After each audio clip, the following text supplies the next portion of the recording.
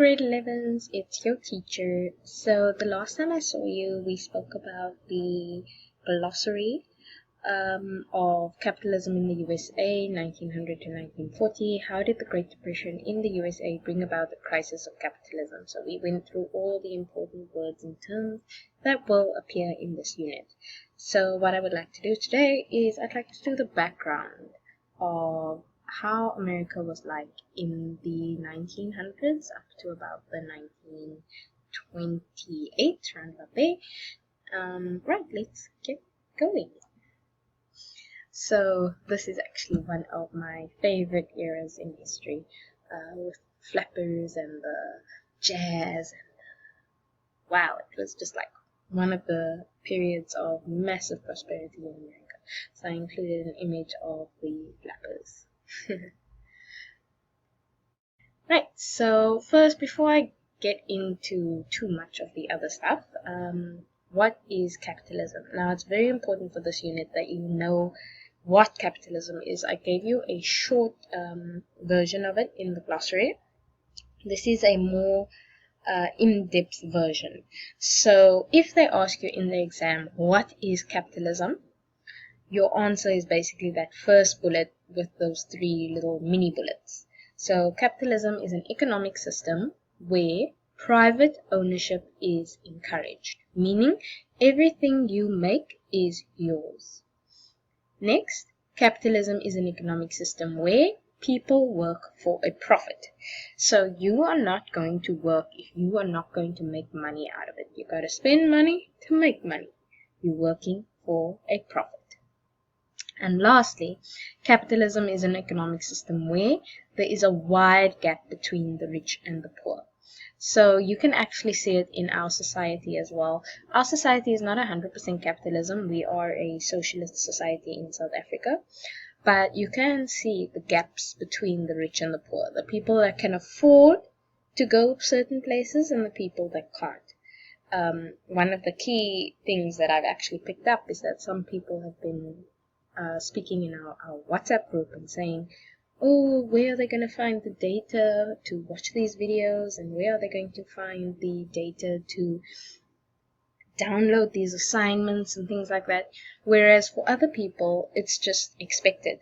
One of my friends that is at a different school, also a teacher, told me that at his school they are actually parents that email the school asking for resources and assignments during this quarantine and lockdown period. So you can see that wide gap between a sort of a rich school and a school that maybe is not as well off, where the people that go to the school are not well off. So that is what capitalism creates. It creates this wide gap between the haves and the have-nots. Capitalist economies are usually democracies. So democracy is a word that you should know. It means one man, one vote.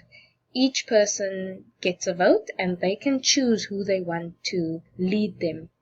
Whereas other societies, like a communist society, would be more of an autocracy, where you have a political party that is basically just running everything and people don't really have a choice in who they get to vote for. So there are very few limits of human rights. So in a capitalist economy, you can basically do whatever you want. There's just the basics that you have to adhere to. Like, for example, you cannot make someone into a slave, for example. You've got a lot of freedom of speech. So a capitalist system is one where there's an emphasis on private services. So you'd have private hospitals, private schools, private security forces, etc., etc. There's not a lot of public or state-owned enterprises in a capitalist system. Freedom is more important than equality. So that basically means that people will rather the fact that they are allowed to do what they want to, that they will rather go for that than for the fact that some people are doing very, very well and some people are not. And then lastly, competition is encouraged. So if I make a pen for 1 rand and you make a pen for 50 cents, capitalism encourages us to compete with one another, see who can sell the most, sort of thing. Right, so let's get to the next thing. What was the nature of capitalism in the USA? So during the 19th century, you had millions of immigrants coming to America because of something called the American Dream. It was basically the idea that America was this wonderful land of opportunity where anyone could be anything if they worked hard enough. The idea was you could come to America in rags and you could leave it like super, super rich. So many people started to immigrate to America, particularly the Irish, and they actually settled in the cities like New York and these places, Chicago and places like that. All with the idea that if they worked hard, they would become rich. And by the 1900s, farms and factories in America were producing more than anywhere else in the world. They were one of the richest countries in the world. They believed in what was called rugged individualism. Please take note of that term, rugged individualism. Hard work and entrepreneurship will lead you to becoming rich. So if you work hard, you will succeed. That's the mentality of the Americans. Unfortunately, we know that's not always true. Some of us work really hard and we don't have a lot to show for it. For example, a cleaner, for example, they would work really hard. They'll work from 6 o'clock in the morning to 6 o'clock in the evening, and they get paid very little. So rugged individualism was a flawed concept. That's the idea that if you work hard and you start your own business and you do your own thing, you will become rich. It wasn't really true, but it did encourage people to make their own fortunes. One of the people that became rich that you would maybe be aware of is Donald Trump's grandfather, who basically started a hotel business, and he immigrated from Germany to America, started a hotel business, became very rich. So at the time that we are talking about, so the 1900s, 1910s, 1920s, Republicans were in charge. So in America, they have two political parties, the Democrats and the Republicans. Those are the big ones. There's some small ones as well, but mainly it's a two-party system. And the Republicans believed in something called laissez-faire. Now, laissez-faire is a French term which basically means leave things alone. Don't interfere with business. Allow them to do whatever they want, and you'll see the results of that in a moment. So transactions between private parties are free from government intervention, meaning government is not going to regulate what you are and are not allowed to sell. They are not going to regulate your privileges. They are not going to regulate taxes and subsidies, things like that. They let the businesses do their own thing. They believed in this invisible hand of the market, coined by Adam Smith, which basically said that the market will control itself. So you don't need to say, no, you can't sell 100 pens for 200 rand, because what's going to happen is that people are just not going to buy it. And then you'll see that you can't sell 100 pens for 200 rand. And you'll have to then adapt. So that was the idea behind it. America put in place, or the Republicans put in place, what we call import tariffs. Now, import tariffs means that things that came from outside of the country were heavily taxed. So, for example, if you go to Chinatown today, you will find that they'll sell things for much cheaper than what a local business would sell things for. That is because in South Africa, our import tariffs are not that high.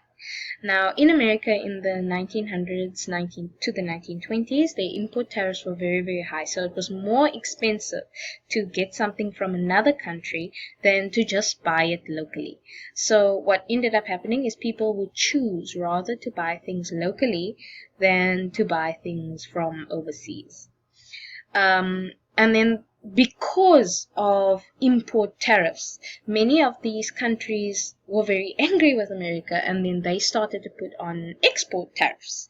So it became difficult for America to sell their goods overseas because okay, if you guys are going to put in these import tariffs, we're going to put in our own import tariffs in our countries, which then become export tariffs.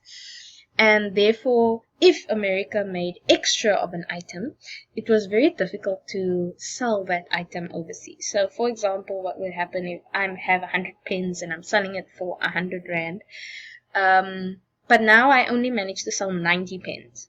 What do I do with the other 10? So what I can do is I can sell it overseas, but because it's so expensive to sell things overseas, people don't want to buy it. This leads to overproduction in the USA, which causes a problem later. But for now, you just need to know about the nature of capitalism in the USA. The Republicans also cut taxes, which led to more spending money for the people that lived in America. So their taxes were very low, which means they had a lot of extra money that they could spend. The government also allowed trusts or monopolies to develop. So if any of you have played the game Monopoly, you would know that the goal of that game is to basically own as much of the board as possible. Because whenever someone lands on your tile, they have to pay you. So this is basically what was happening in America at the time. If someone saw that competition was starting to spring up, all they did was they bought out the competition, and therefore people didn't really have much of a choice in who they could go to, because there was only really one big business that you could go to buy your things. So you can see how this will create a problem later. So it's good for the person that has the monopoly because they are making lots and lots of money, but it's bad for everyone else because there's no competition to keep the prices regulated. The government also discouraged trade unions, which was very good for business. So a trade union is basically when the workers get together and they make decisions regarding their own rights. So, for example, you can't pay me less than 100 Rand an hour. And then the boss says, well, I don't want to pay you 100 Rand an hour. Then all that would happen is the trade union would get together and they would organize a strike, and then the boss would have no choice but to pay people what they want. So in America at this time, trade unions were heavily discouraged, which meant that the bosses could basically do whatever they wanted. So if they wanted to pay the worker a 1 Rand an hour, the worker could take it or leave it. So you can either work for the 1 Rand an hour, or you can quit your job and go find a job somewhere else. So many people then opted to work for the lower wage because it's better than nothing. And America was also very sneaky during World War I, is that they stayed out of the war entirely, and what they did is they sold weapons to the Allies, so all the European countries that were involved in World War I. And as a result, what happened was that America became very, very wealthy because they weren't suffering any of the losses, but they were getting all of the profit. But you can already start to see the cracks in the system as I am explaining it. You can see the cracks. The economy is very unsound. So there's a massive problem of speculating where people go to the stock exchange and they are basically just throwing their money away on the stock exchange because of the idea that it's very easy to make your money back in this economic boom period. Banks were also giving loans without checking if people can pay it back. So they were giving massive amounts of money to people that couldn't afford to pay it back because at this time America is experiencing an economic boom. They're making lots of money, so they're kind of guessing that they'll get their money back.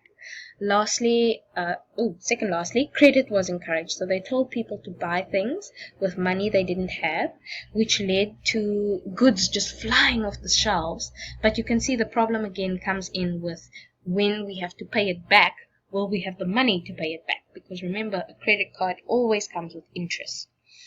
And then lastly, industry expanded at the expense of agriculture. So you start getting these major factories, but the farms weren't keeping up with the factories. So I'm going to end that there. I hope this was a very informative lesson for you about the nature of capitalism in the USA. Your homework for today would be to write down these notes about the nature of capitalism in the USA. Thank you very much for listening, and I'll see you next time. Ciao bella!